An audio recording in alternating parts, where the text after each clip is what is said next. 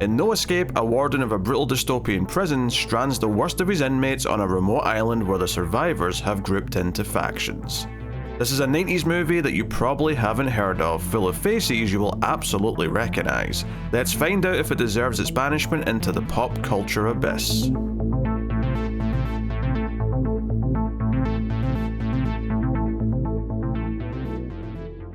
Welcome everyone to the Atomic Cinema Experiment. I am Peter, and joining me as always is David. I come in peace.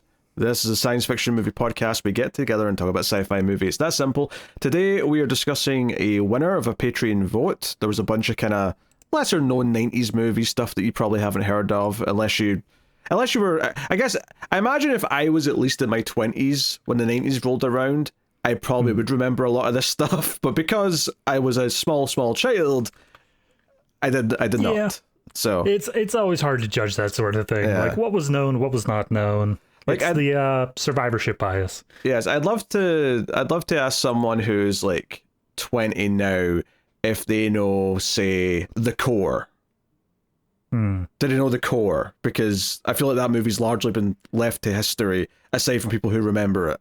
I was going to say, I feel like I'm in such a minority of that, where I'm like, of course I remember The Core. The Core was fantastic. Yeah, world's #1 DJ Qualls fan. Mm-hmm. Absolutely. Yeah. There are dozens of us.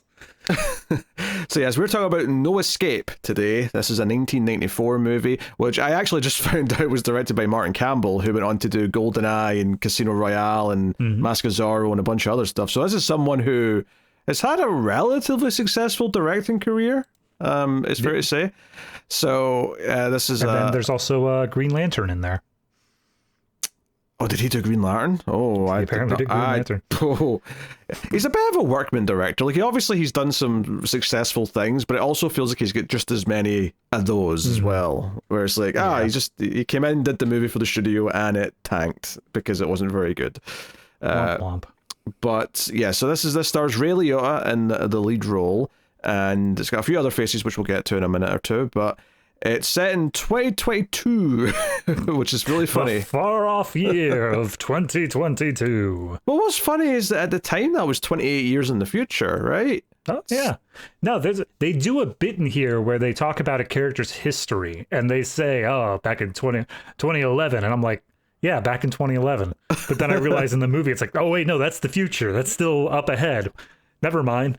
Yeah, that's the fictional future 2011. Yep. So it's just fun because we're past that point now. But it's basically about like a super high security prison, like a future prison. It's out in the desert, all the rest of it. But the warden, the evil warden, sends the most undesirables to an island where they have to fend for themselves. And Ray Liotta is a prisoner. There's some questions about why he did what he did. But he shot a superior officer, and that's why he's been thrown in this ultra-security prison, and very quickly gets sent off to this island, and that's where the movie mostly takes place. So, yeah, we'll start spoiler-free, as we always do. We'll give you a warning before we get into the spoilers, and if you're enjoying the show, hit the like button on YouTube. It helps a bunch if you do, and you can, of course, support everything we do over in Patreon, and it helps keep everything coming. But I'll tell you more about that at the end of the episode. So, I would like to I actually kind of want to compare it to two different things right now before we get to the initial question. One is that the opening text screen was very reminiscent of the next Extra Reels movie we already recorded, where it opens by saying prisons are now like completely capitalist and they're for profit, and so I was like, man, this is almost the exact same text from that movie we did for an upcoming Extra Reels. So it's almost funny. Like it was a trend back in the early 90s that maybe there was something going on politically where like that would be a problem. Yeah, because that movie was like 1990, 1991. This is 94, not too far apart.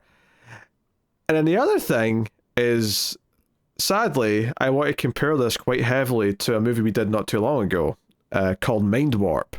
And what I mean by that is that the first 15 minutes are one movie. Yep. And then you go to the island and you go, oh, that's what this is going to be for the rest of this 2-hour runtime. Oh, I'm so happy about that. That's great news. Yep. I knew it as soon as it was happening. I was like, oh, okay. Why is it Mad Max? Is that what it is? Like, I don't understand what was going on at this period. I mean, that's effectively what it becomes. It becomes Mad Max on an island with nothing but prisoners. That's effectively what it feels like and what it actually becomes. Even though up front it's like, oh, a super high-tech futuristic prison with an evil warden, which, and I'll just say it, I was kind of into the first 10 minutes of this movie. It's a little bit cheesy, but I was enjoying the sets. I was enjoying the warden's hammy acting. This is a character actor who I've seen in a bunch of things before, and I was enjoying the vibes, and I was like, you know, really, it was the badass who doesn't take no shit, and I'm like, yeah, he's a bit miscast, but that's adding a bit of charm to it.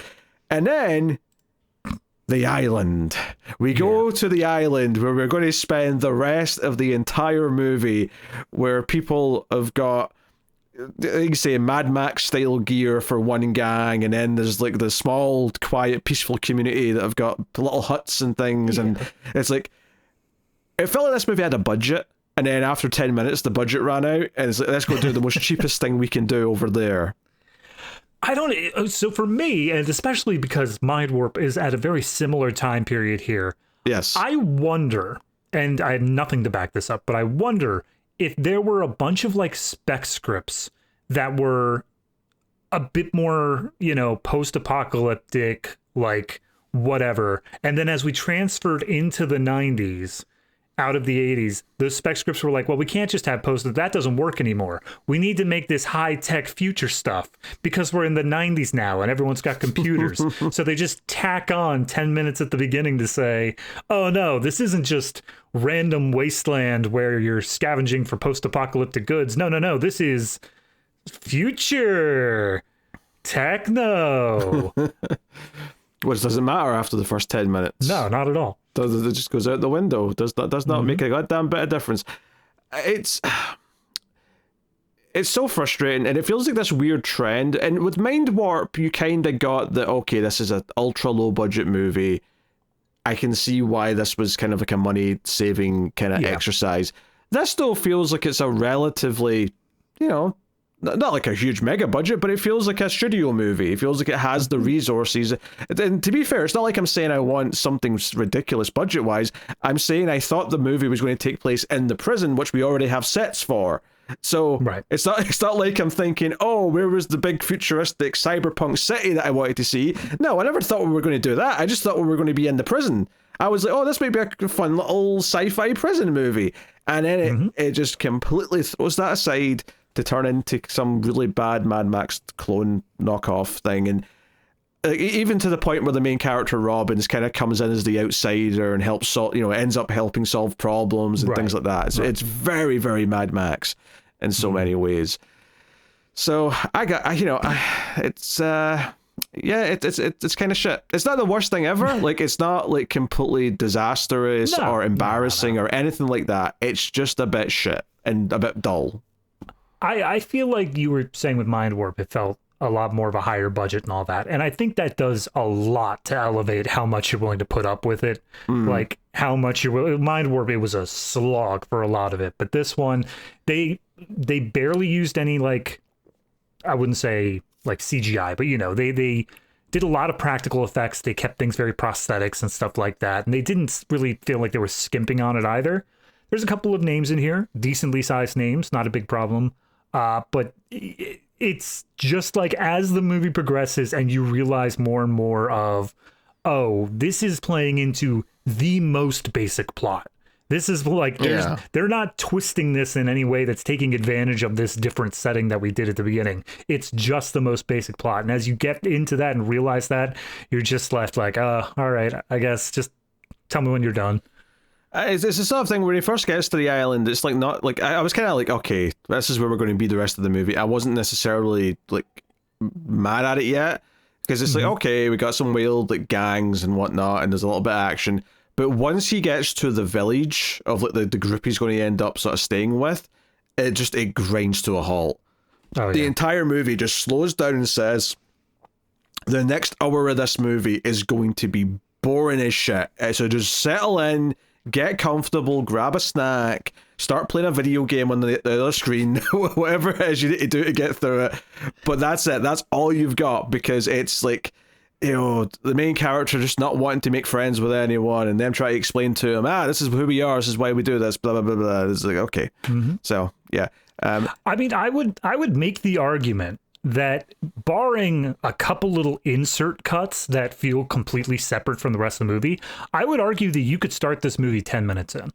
I think that you could skip all of the initial prison stuff and you would still have a fully comprehensible story. Yeah, because it doesn't really matter that there's an actual prison, like a regular prison that has inmates. It's like, you could just say the prison's the island.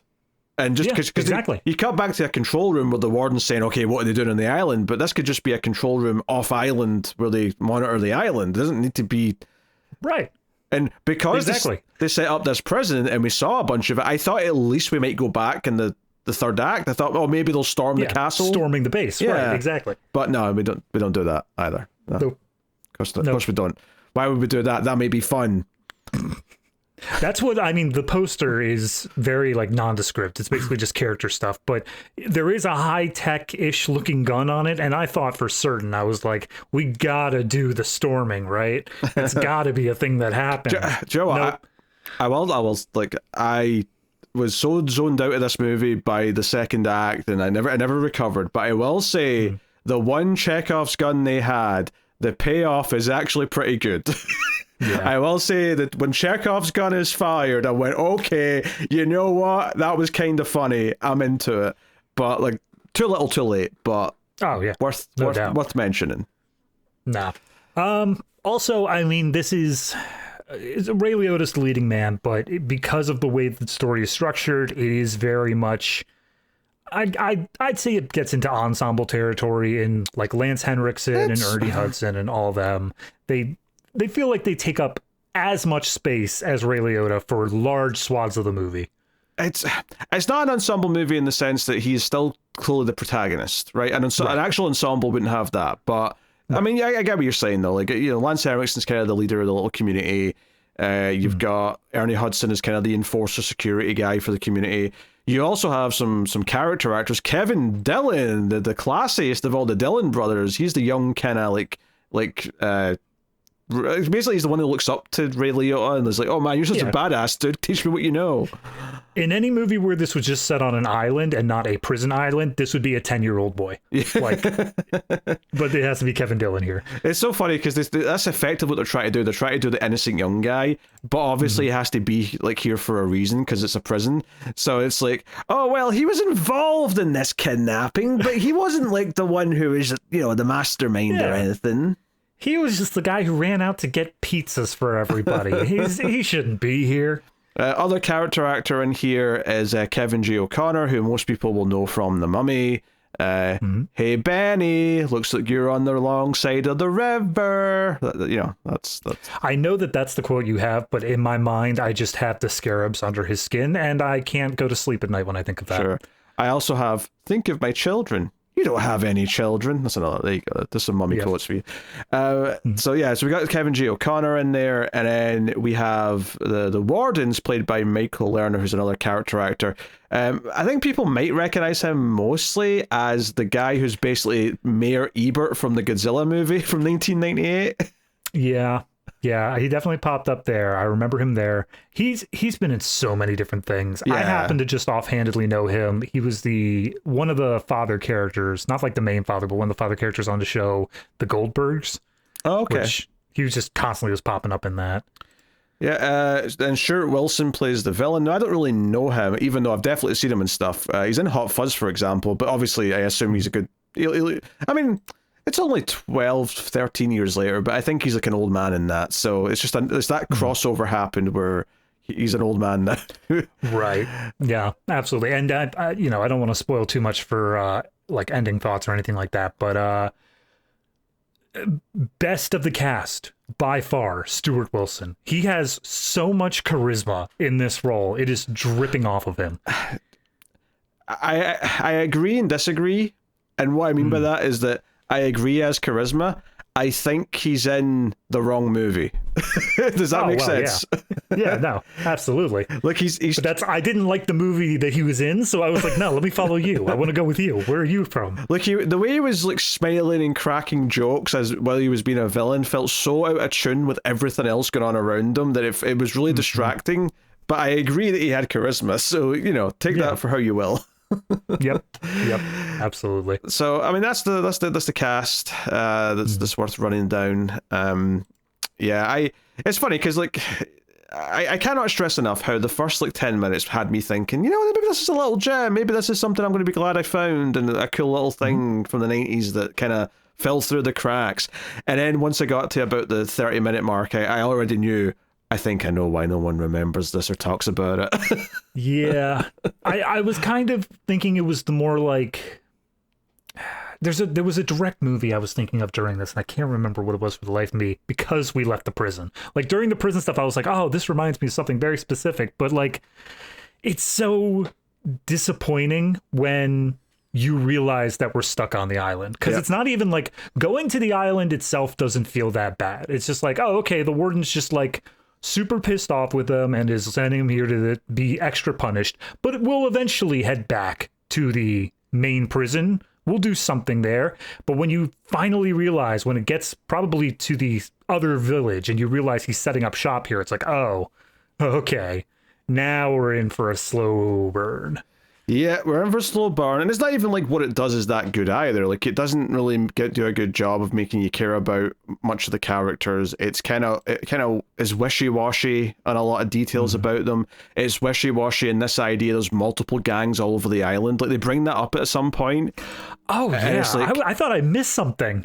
Yeah, I just like, okay, I guess we have all these different, like all the different Navi like tribes coming in, kind of thing. And I'm like, what is this? Like this didn't. All right, sure, whatever. It implies there's all these gangs, but the only ones we get the names for are the insiders and the outsiders. And I'm like, well, that doesn't leave a lot of room for other gangs now, does it? The West Siders and the East Siders, I'm out of options. The Jets and the Sharks. I don't know. Do they all have their own like cheerleading squad? Do they have like jerseys? Well, it's like Warriors. All of them have a different like dressing outfit sort of thing. They do. They all got a theme. I mean, the two main ones kind of do. The villainous group, the Outsiders. They have basically the knockoff Mad Max gear. They have leather jackets, some spikes, that kind of thing. And then the Insiders, they've basically made like wooden armor that they kind of wear. It's almost like wooden like American football like stuff they put over their shoulders, and it sort of drips down. So they've got that kind of look, which is and it's very dark for the Outsiders, or very light for the Insiders. Yeah. Like it's not trying to do anything complicated here with its morality. They're all in a prison, but you have very clear societal civilization good guys and roving band of bad guys. Yeah, that's the thing. Like a better science fiction movie with this concept might actually do something with the idea of a group of prisoners who have been able to build a community and try to like run it fairly and have like rules and all the like. There's something there to explore, but it doesn't matter. This is like any post-apocalyptic movie where you find like a little community and they've got a leader who they all call father and this and that, and it's just the same old bullshit that you always see. I always compare it as well to like 1 in 3 episodes of the original Star Trek are land on planet, you find a little village or community, and what are their rules? What are their weird rules? Usually it ends up revealing they do something weird. This group doesn't really do anything weird, but like it's that kind of same vibe of like, okay, we get to know them, and usually someone's like, oh no, Kirk, you're trapped here, but you may as well make peace. You can be an addition to our village. And Kirk's like, no, I'm going to get out of here. I'm going to leave. And I'm like, all that's here because Ray Liotta wants to leave. He wants to somehow find a way off the island. Absolutely. And it's spoiler to say specifically like where that goes in that plot, but suffice to say, it doesn't end in like a deeply satisfying way in that it feels like they paid off the things they set up. No. It just kind of throws something new in there, and then it's just like, all right, well, that's how that happens. Yeah, it's just very lame. It's just very wishy-washy and doesn't really commit to any big story swings. What it does do is very, generic, very kind of just playing on tropes. and it doesn't even do them that well. So when the payoffs to things do happen, it just kind of feels like a shrug. It just kind of feels like, oh, I guess you kind of said that. I guess you kind of established this, but it's never with any kind of like, you know, song and dance or any real swing.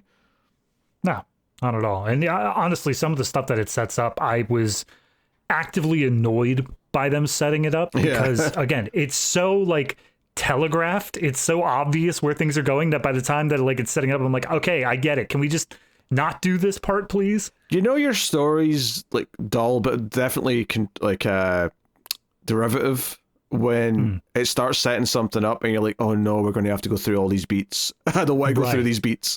Like, I'm not just mad because I'm sick of it. I'm mad because I know I don't want to sit through them, pay this off later. Yeah. So it's like, okay, I don't think anybody out there particularly enjoys being sick, but like you hate being sick. But what you really hate is when you can feel the sick coming on and you just know you're going to be out of commission for a while.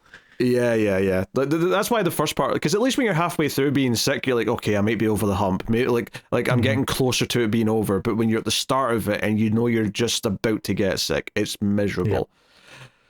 So we've compared this movie to the common cold. Put that on the box. But nothing harsher, because it's not a disaster. No. It's not terrible. It's just not good. Yep, absolutely. All right, well, we're going to get into spoilers then, I think, so we can talk about it a bit more freely. So this is your warning. I never did technically ask if you liked it, David, but I love it. This movie's fantastic. I love it. I think we got our ideas across. I think people get the point. So spoilers for No Escape. It's also got an alternate title because my title card actually still said the alternate title. Oh, which was funny. It's Escape from Absalom as the alternate title. Which is even, like, it's worse. It's a worse title. Because, like, they set that up in that first 10-minute section of, like, oh, the island's called Absalom. And then I'm pretty sure on the island themselves, they never once say it. It doesn't matter. It's superfluous.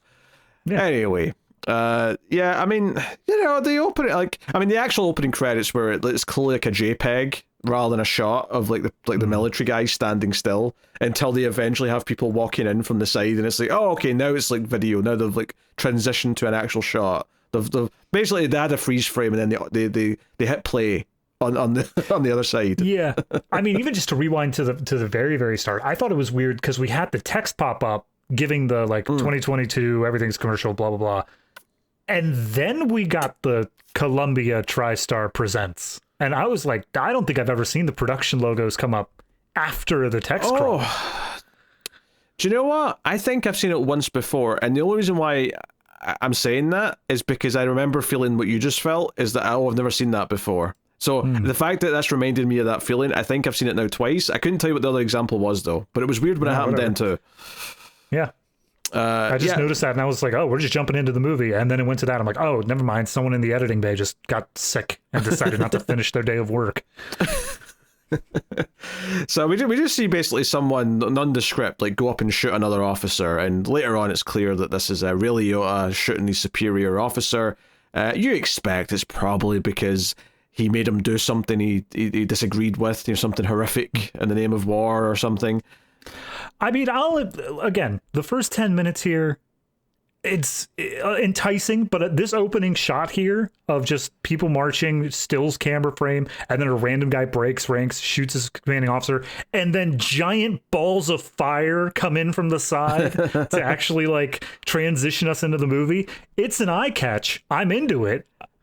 I mean, I didn't really feel too strongly about this, but when it cut to the monorail on the way to the prison, and it's in this post-apocalyptic desert wasteland, and the monorail's and we cut inside, and it's a proper set where they've got this monorail set, and they've got all the prisoners in the dirty clothes, and I'm like, well, this is a proper grimy sci-fi movie. I was almost expecting it to be cheaper than this. I'm actually pleasantly surprised. This feels like, no, we're setting up a location, we're building some mythology of the world, and we're hearing the announcer saying, oh, you're on your way to Supermax prison or whatever, Yeah, whatever it was. And, they get there and the warden, makes a whole big show and dance, and it's,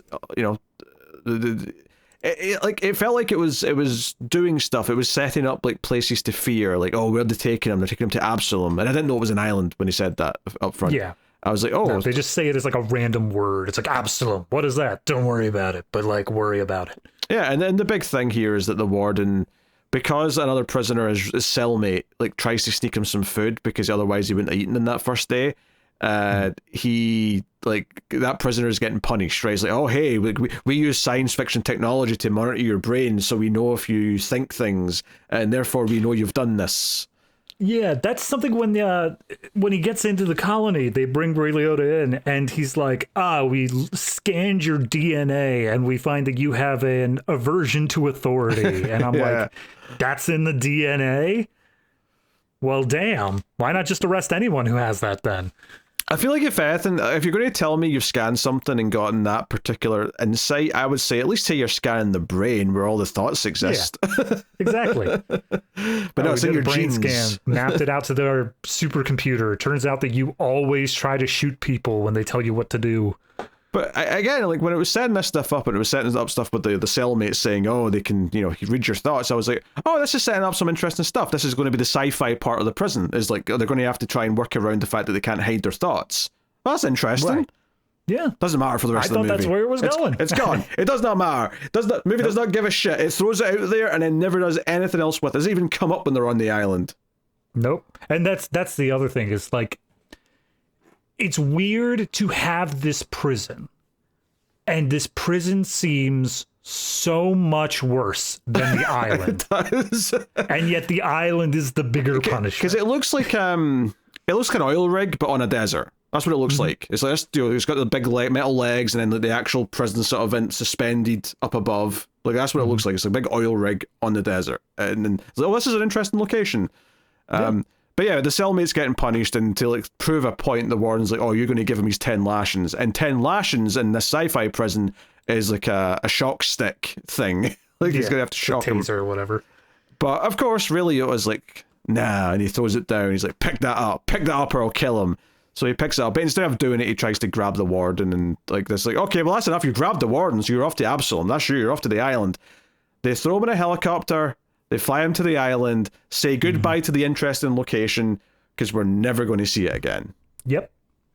And so it's like, again, I don't understand, especially because the village exists. That's the part that gets me. It's like, okay, we're in this prison where you are not safe to think your own thoughts as presented by the text of the movie. And then we go to this village where it's like, well, as long as we aren't raided, like everything's actually pretty chill and cool here, and we're free to do whatever we want. And it's like, oh, okay, prison seems worse. Why is this a punishment? Also, they never really did a good job of so obviously later on, they're like, hey, if someone gets off the island, they have to expose what the warden's doing here because this is like horrific, like trapping us on this island. And they're like, okay, I agree with that part. But there's never an explanation as to why the warden's benefiting from doing this to them. Yeah. No, absolutely not. If anything, this is like more of a hurdle because he has to fly in supplies because I guess despite them being horrible, awful, and expecting them to die, they can't just not give them supplies. He only gives supplies to the outsiders, though. He doesn't give it to the insiders. Like he intentionally picks favorites to show like rivalries and deceit and whatnot. It's I didn't break this down this much when I was watching the movie, but I'm realizing like nothing about this makes sense. Like obviously they vaguely say, oh, it's for profit. And I'm like, okay, but how is he profiting from sending them to this island? Other than the fact that he's, I guess, got more cells free because he's dumped a bunch of prisoners on the island.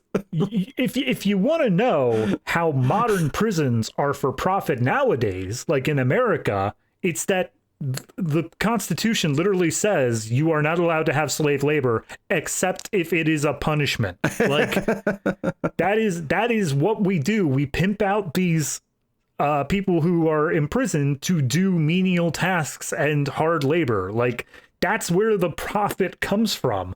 Dropping them on an island to live their lives is the opposite of profit.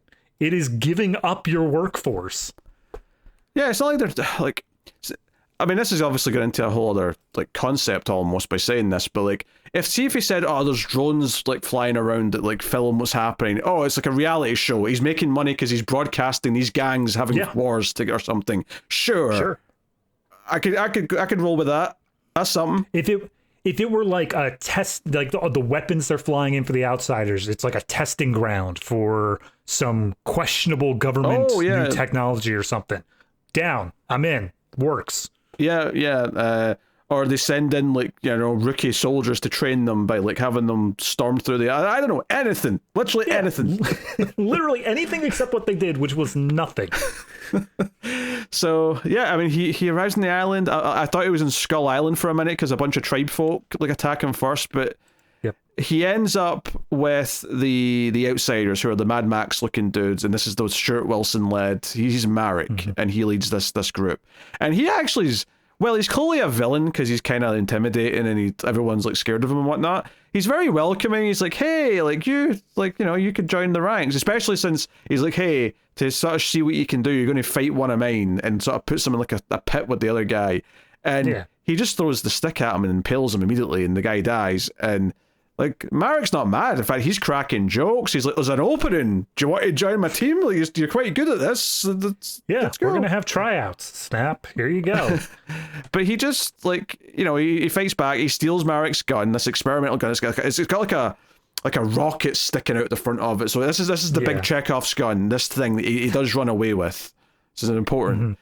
It comes back up way later, but he ends up running away. He runs away, and that's the thing, is like, okay, the movie's saying that he doesn't want to be part of this group. That's fine. I accept that as the text of the movie. But the group gives chase because, again, he just threatened them, and also he took their gun. So how does he end up getting away? They chase him to a cliffside over top of this big waterfall. They shoot him with some tranq darts, and then Marek just goes, bye-bye. And I guess they presume he falls to his death, but they don't bother to try to grab the gun.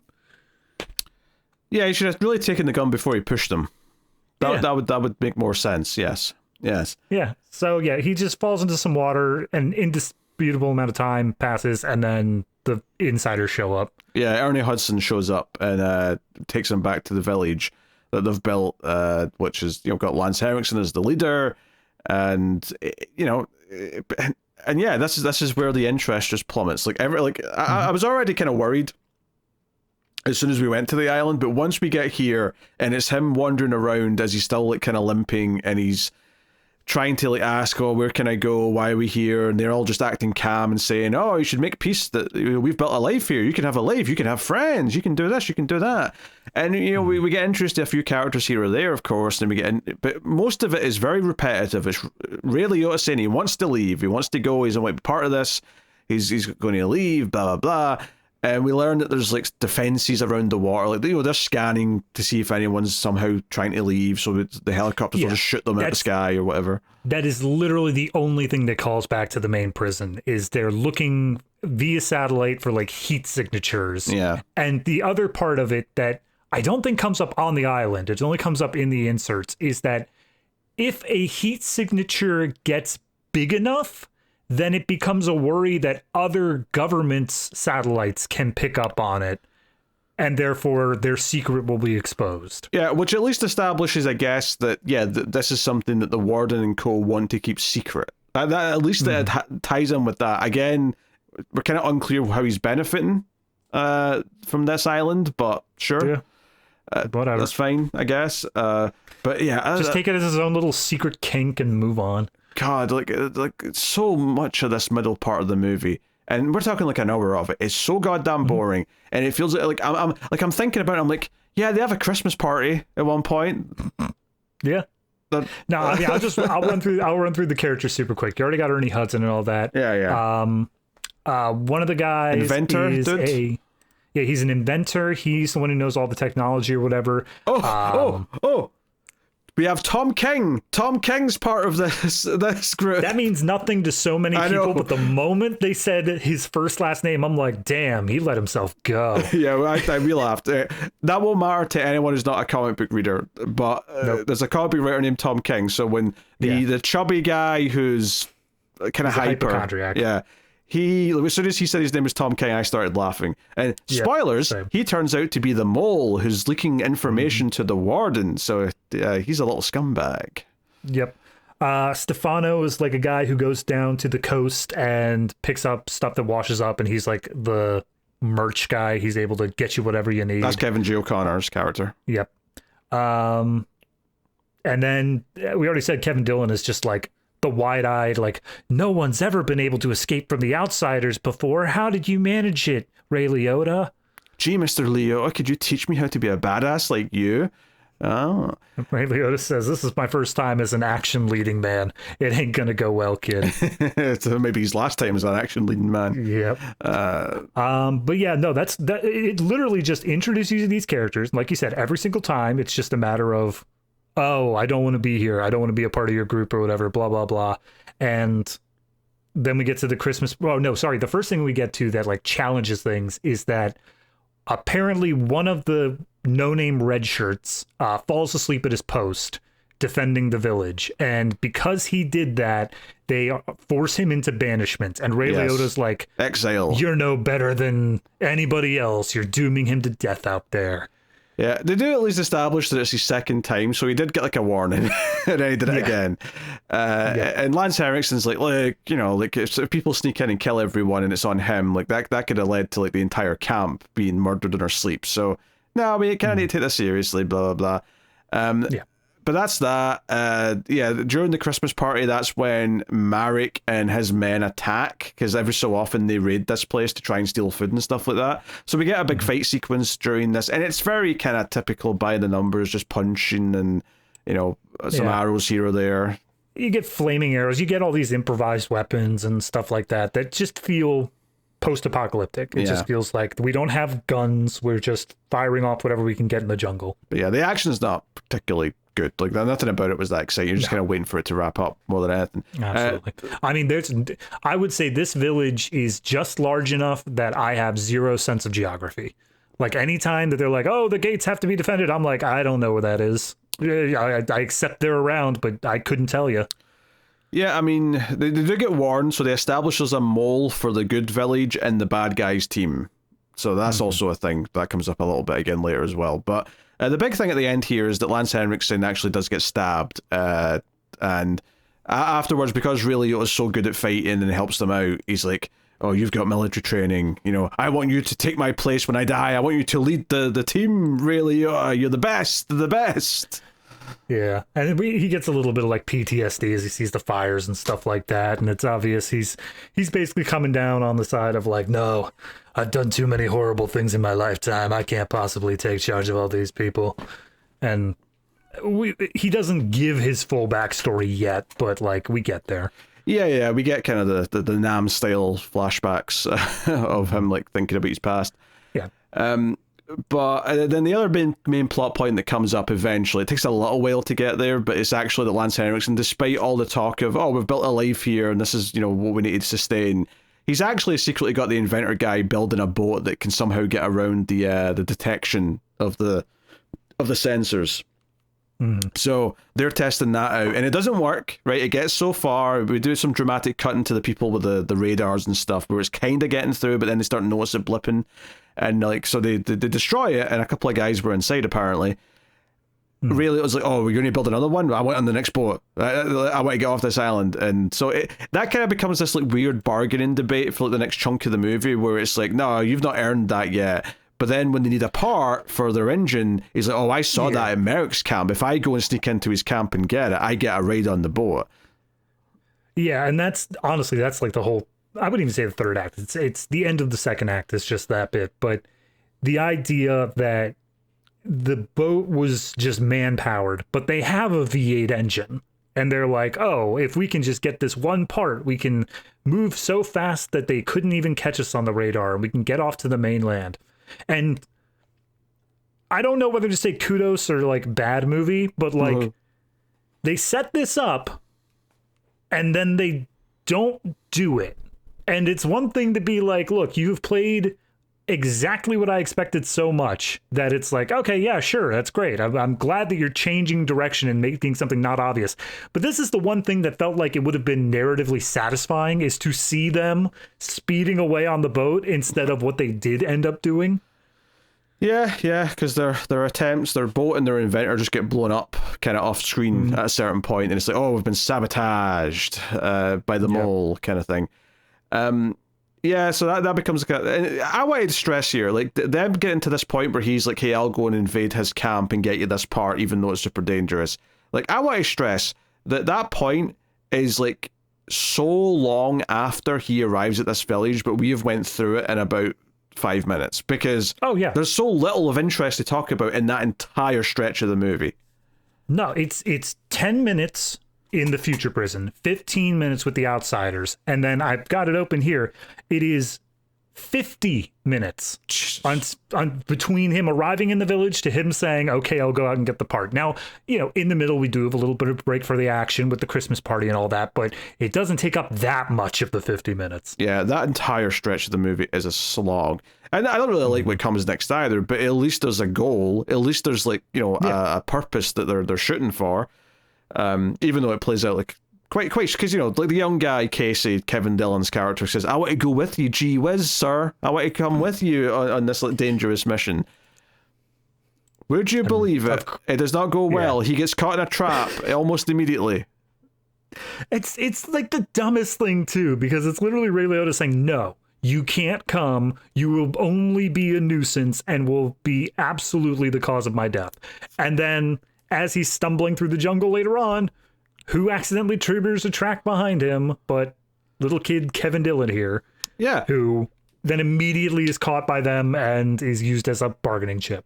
Yeah, the outsiders have him, and then Ray Liotta does a little bit of sneaking around killing them. In fact, he kills like 2 guys with one very long arrow, which I thought looked a bit silly, because they both fall in unison with this arrow connecting their necks. But he gets nabbed as well eventually, and it's like, okay, we're going to force you to fight each other for entertainment. You're going to fight this young guy. And it feels like Kevin Dillon's like fighting like really hard, but then when he gets in close, he's like, look, just kill me. Like, you're the best chance for our village. Like, you'll just have to kill me. We know you're going to win, so just do it. So we get like the tragic death of the young idyllic like guy. I mean, yes, it is played off as tragic, but like he does it so quickly. There's no arguing. There's no like pussyfooting around. He's just like, you're gonna have to kill me. It's the only way. Oh, okay, all right. He's like, all my life I always wanted to be a murderer. Yep. Well, he was. That's. I'm not sure if it's at this big yet. No, it's when he gets back. So he grabs the distributor thing, the part he needs for the engine. He goes back to the village. However, I guess I skipped a bit there. As he kills Kevin Dillon, they decide, well, we're still going to kill you anyway. And they send him off to be executed. And at the last minute, his execution is stopped by the mole, who was on the inside. Yes. And the mole says, they're going to launch an all-out thing. They've united all of the gangs. Don't ask who the other gangs were. All the clans, matter. Yes. All of them. And I will give you the signal when they're about to attack, but you need to be prepared. Yeah. And then sends off Ray Liotta, who, when he gets back, finds out Lance Henriksen is on death's door. He's about to die. Yeah, so he's like, look, you have to evacuate this place. They've got all the clans coming, so we have to leave. And Ernie Hudson doesn't want to, but ultimately Lance Henriksen's like, look, no, our whole thing is surviving. He's right, we can't take this fight, we have to leave. The more interesting parts, well, interesting is a strong word, but the more notable parts that come out of this is Lance Henriksen asking Ray Liotta to take his place as the leader of the clan, which he's not, obviously that's told by. But there was also like kind of 2 pairs of scenes that talk about what their pasts were. One was earlier where someone else tells Ray Liotta what Lance Henriksen supposedly did, although he believes Lance Henriksen's the one innocent man here, which is that he was this great surgeon, but his wife started cheating on him, and when she turned up dead, everyone convicted him of the crime. He's murdered, even though they claim it was herself. Right. And we never. I was expecting more of a follow up to that, where maybe Ray Liotta talks to Lance Henriksen a bit more about it or something. I remember Henriksen saying something along the lines of like, "Oh, my wife didn't die by her hand," or something like that. Like he says something to the idea of, "I didn't do it, but I'm not innocent in this either." Like, yeah, I am somewhat to blame for her death at the very least. And likewise, Ray Liotta kind of like confesses up to Lance on his deathbed, like what he did, and he's like, you know, I did this mission. I was part of a helicopter squad that it was supposed to be like there were supposed to be weapons of mass destruction. There wasn't. There was just innocent people, and I helped kill them, and that blah blah blah. So that was it, basically. And the whole reason he shot his commanding officer was he was hoping that like it would bring enough attention that he'd be able to like say something and get it out there, but he was silenced anyway. And no one even knows it happened. He was also given a medal for doing a good job, which also disgusted him. So that's like all that stuff that comes up, and I mean, they do a whole thing. Just to jump in there, I do think that bit is good characterization. Like the character that Ray Liotta plays here in backstory, informing his actions here, I think was decently well thought out. It doesn't feel like this is just generic action hero doing things. It makes sense that he'd want to be on his own. It makes sense that he doesn't want any part of this, and why he feels so strongly about his protecting the innocents sort of things.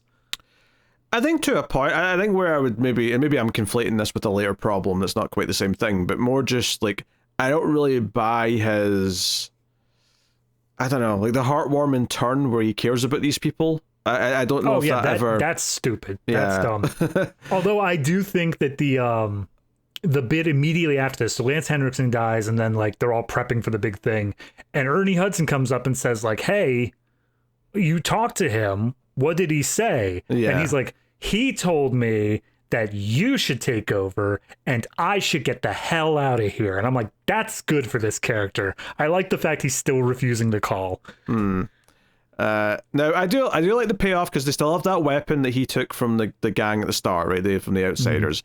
And basically they've evacuated the place. When the clans all show up, they come running in, they storm into the area, and they're genuinely caught off guard that there's no one there to fight them. They're like, wait a minute, why is it so quiet? Where is everyone?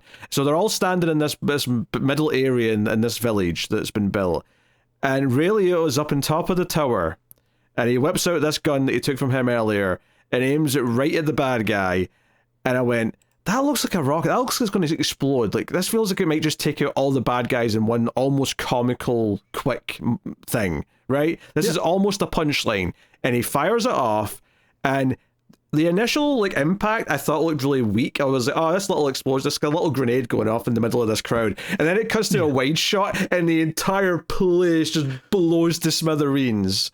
I have to assume that it was wired to blow, but on the same time, like, I enjoy the way it looks. It's so huge for no reason.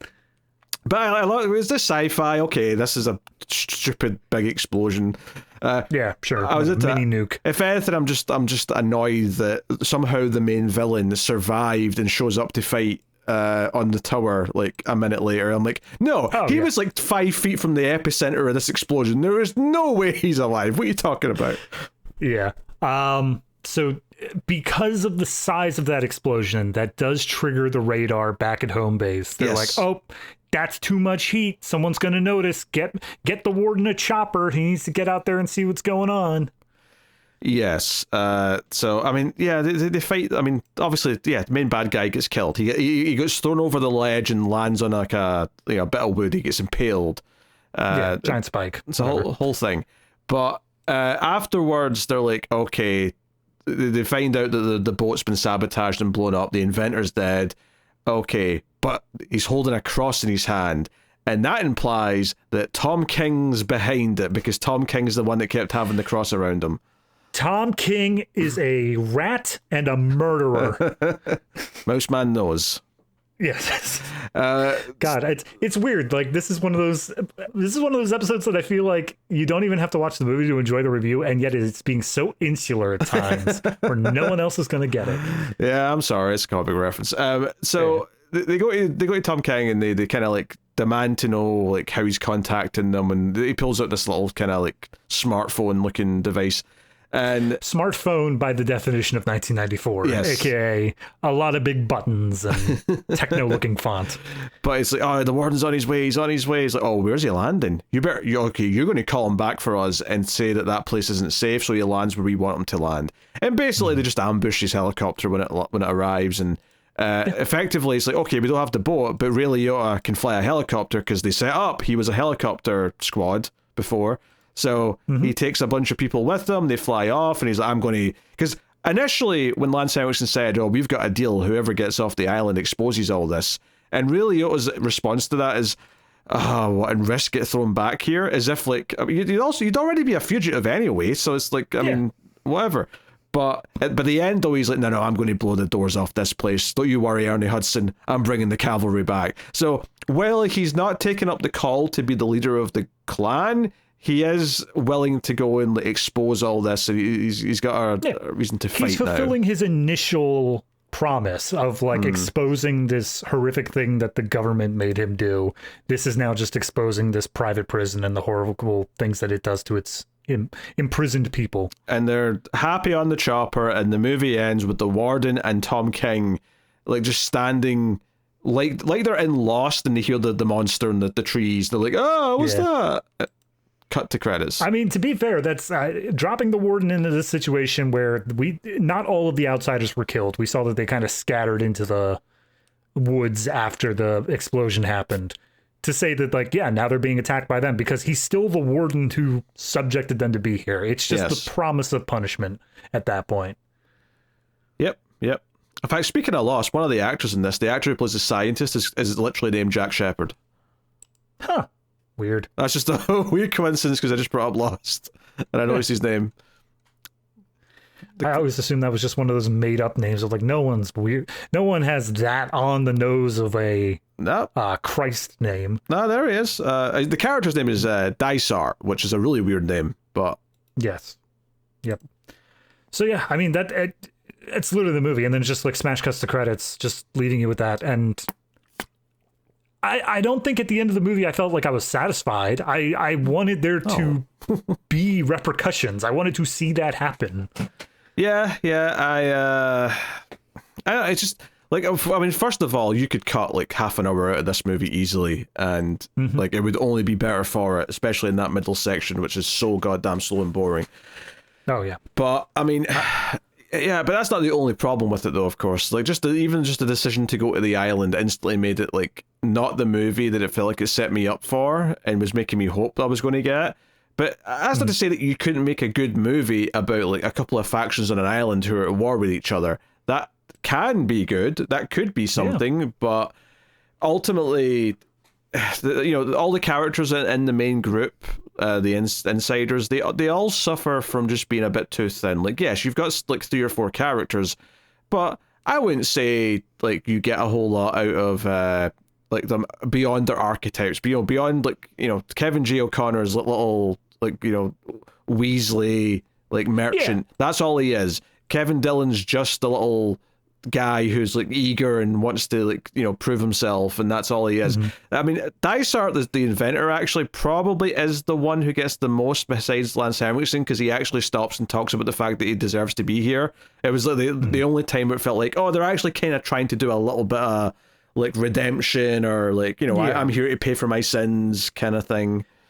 I feel like every character has the potential to do something interesting. Like the Weasley merchant character probably was like the least done with, because it was introduced to his character by saying, hey, he wants to buy your boots, and literally the last thing we get out of him is, hey, if you're going to die, can I have your boots? Like, nothing changes.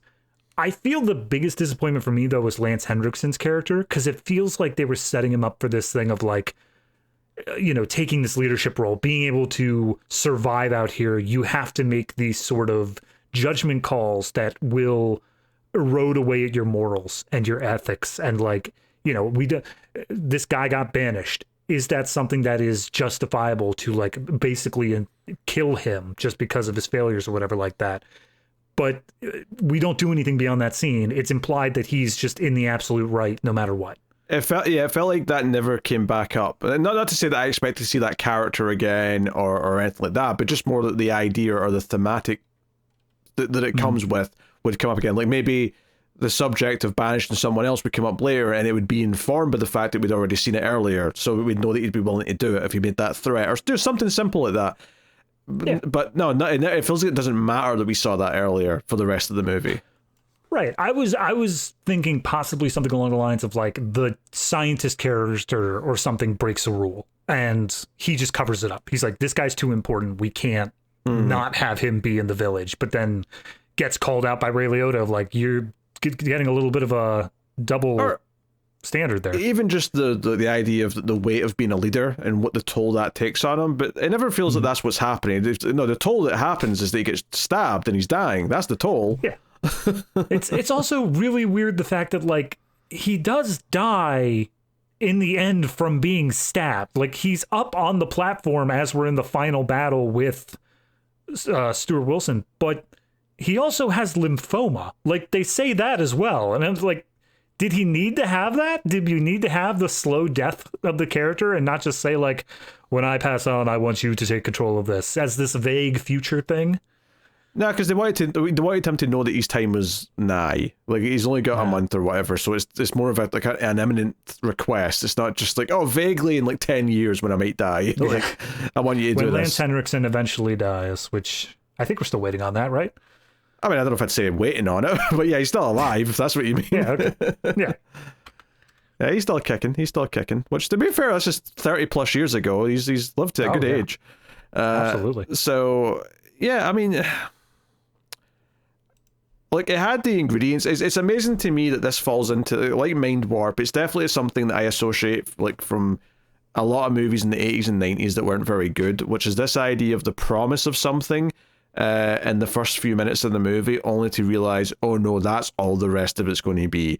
And that usually went hand in hand with the poster. The poster would promise, hey, look at this amazing thing, or the VHS rental tape back in the days. Look at this crazy cover with the robot, and then you watch the movie. Oh, it's like a tinfoil like thing. Yeah. Nope, that was a dream sequence. Screw you. It's that sort of switcheroo. And I don't think this is trying to like trick anyone. I don't think this one is like trying to promise something it's not going to deliver on. I think it just almost just doesn't understand how disappointing it is that we leave that more interesting location in the first 10 minutes and go to a much more generic, cheaper to shoot in location that just feels like a dud. It just feels like, I'm already disappointed and we're not even at the end of the first act yet. This is not a good sign.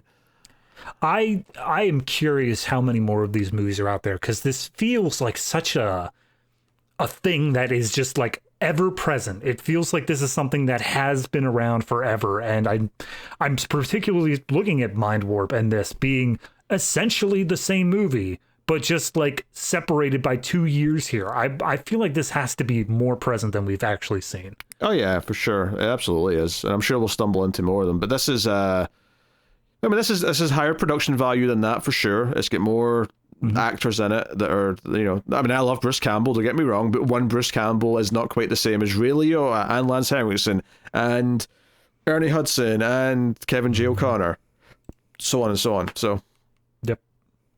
Not saying Kevin Dillon, because if anything, he's a detriment to the overall experience. Yeah. I mean, did this kickstart his career? Did he have anything before this? Because he felt very early. I want to say, I think he's in like the fantastic 1988 version of The Blob. He is him. No, okay. Well, yeah, then this was just a misstep. He was also in Platoon, which is also obviously a big movie in the 80s as well. Mm-hmm. So he was in The Doors. Yeah, no, you just picked wrong here. I mean, let's face it, after this, what's he on his way to? Poseidon? I mean, come on, he's got 36 episodes of That's Life. Never heard of it. The same. All right, David, what are you rating No Escape out of 10? It's not good. I guess it really comes down to, do I think it's above or below the 5 or at the 5? Because like, it's boring. That's all the options. Above, below, or exactly that number. That's all the options. Look, but like, if I'm coming into this and like, oh, we just did like Avatar 4, is it above or below the 5? It's not a question. We're not sitting there thinking about that. This one, not I have unless to put into Jimbo thought. really shits the bed. But go on. Oh yeah, oh, man, that would be the biggest fall from grace that ever happened in Hollywood. I think there is a quality to it, like technically, that is above a 5. But I think once I look into the way the plot is structured, the way I care about the characters, all that sort of stuff on top of it, I don't think it can sustain above a 5. So I'm going to end up with this one at a 4.5. It's just under that mark for me. It could have done something to get up to the 6 if it just like focused the plot on something else, or like maybe just cut out the first 10 minutes. Don't tease me. Don't do that. But yeah, as it stands, 4.5. That'd just be more fun. That'd go a long way, perhaps. Just a 4. It's bad. It's a bad movie. It's not complete garbage. It's not the worst thing I've ever seen. It's just bad. It's under that halfway mark for sure for me. So there you go. That is No Escape. And every time I've had to say that title, I've had to double check what the name of the movie is, because it's just not memorable. It's not a memorable title at all. That was Escape from Absalom. Escape from Absalom. Very good. So yeah, that's No Escape. Now, admittedly, I don't know if the other 90s like obscure movies that were on the vote would have been better. I really don't know. That maybe was the best of the 3 choices. Who knows? I'm sure eventually we'll do the other 2. It will happen. But watch, all of them are the exact same, like set in the near future, tease of high tech. Whoops, turns out it's actually post-apocalyptic. Yeah. But anyway, next time on the show, we have a certain Star Wars movie by the name of The Last Jedi. Oh no, I didn't realize it was coming up so quickly. Yep, that's happening. Uh-oh. What's so funny is that Star Wars Day, which is why we're doing it, is on a Monday, so it's actually going to be up 6 days early because it follows on the day before Ace, so we have to have it like almost a full week early. That's all right. We'll just we'll do a community post day of saying like, hey, look what we did a week ago. Yeah. But yeah, so yeah, Last Jedi, next Star Wars movie, we're chipping away through those. Basically just so that we've done them all by the time Starfighter comes out. Not Mandalorian and Grogu. No, not that one. Not bothering. Because we've not watched those shows past maybe a little bit at the start, so. I think I got like 4 episodes deep and I was like, oh, this is a lot more episodic than I was hoping for. Goodbye. I think I finished season 1, but I there was not even a chance of me watching season 2 or other shows that tied into it or anything like that. So someone's going to need to look. I'm fine with being a completionist if it's reasonable. If somebody can tell me Mandalorian and Grogu what the required watching for it is before we eventually do that episode, let me know. And I'll see if I can bother. Why are you saying that as if we're definitely going to do that at some point? I wasn't planning. Oh, are we not? Is that one we're skipping? Yeah, no, there was no intention of doing Mandalorian Grogu. Oh, okay. Never mind. Screw you, audience. I don't want to know. Because it's like a finale to a bunch of TV shows, and I don't want to watch those TV shows. So that's fair. I just assumed it'd be one of those ones that like it would still tie into the larger Star Wars plan, and like they'd assume you would have watched it. Oh, I don't think so. I mean, all right. I guess we'll see. I don't know. I mean, hey-ho, that's this next anyway. So Last Jedi next time on the Atomic Cinema Experiment. Of course, David's got his homework movie in a second, but before we get to that, I'll just tell you that you can, of course, support us over at Patreon, patreon.com/MailFuzzTV, and you can also do that via YouTube membership as an alternative. But you get access to the Ratings Rundown segments for both this and Collector's Cut, or other movie podcast, and you get the monthly show Extra Reels, where we review some of the worst movies of all time. So, yeah, a bunch of stuff on there. We got like 40 episodes of that yet? Around there. Must be around that number. On Extra Reels? Yeah. Yeah, no, we definitely passed 40. Okay, yeah. So there's a whole back catalogue. You could check out that. But yes, thanks to everyone who already does support us. It really does make everything possible. So, just to wrap up the show, and it was a shorter movie discussion, so hopefully David's got something interesting to talk about here. It depends on your definition of interesting. Well, every week David goes back and watches a movie that we did on the show before he joined, so you can catch up. So, David, what was this week's homework movie? I kind of just picked randomly. I felt like I was trying to match a little bit of a vibe, but it wasn't as close as I would have liked.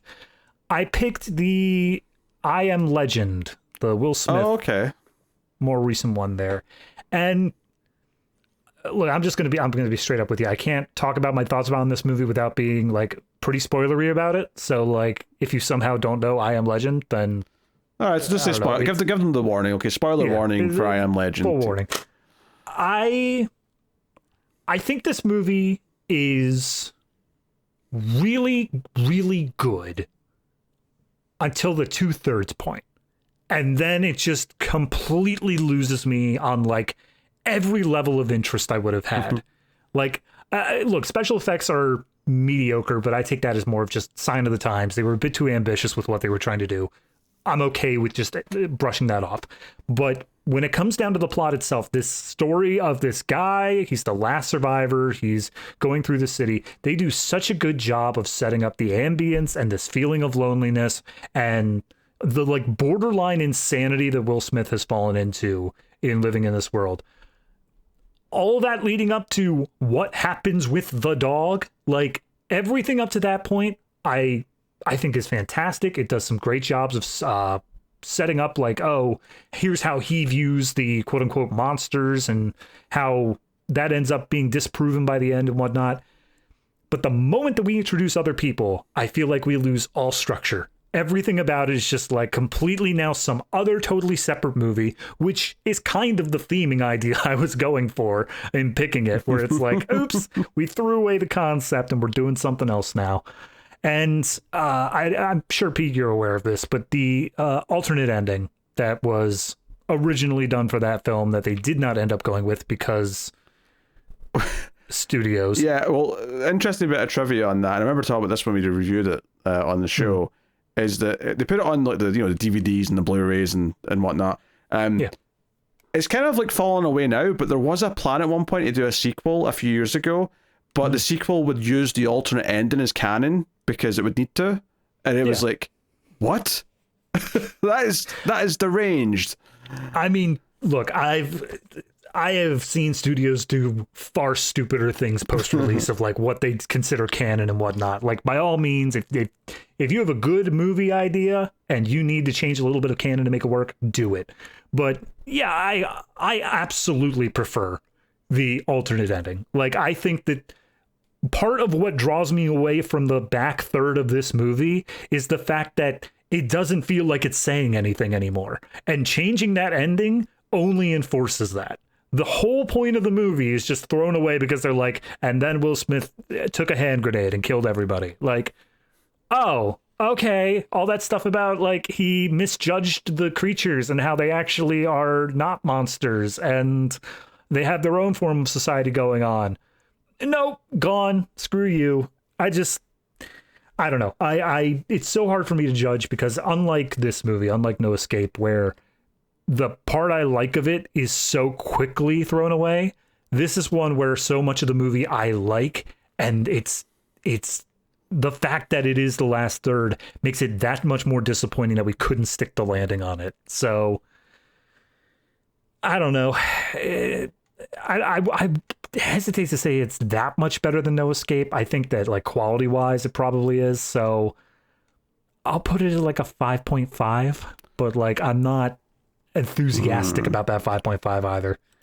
I think I'm a little more critical of the stuff that like before that last third. I think it's not just the effects, but I just don't think I like the enemy in that movie at all. I think any indication of them just turns me off.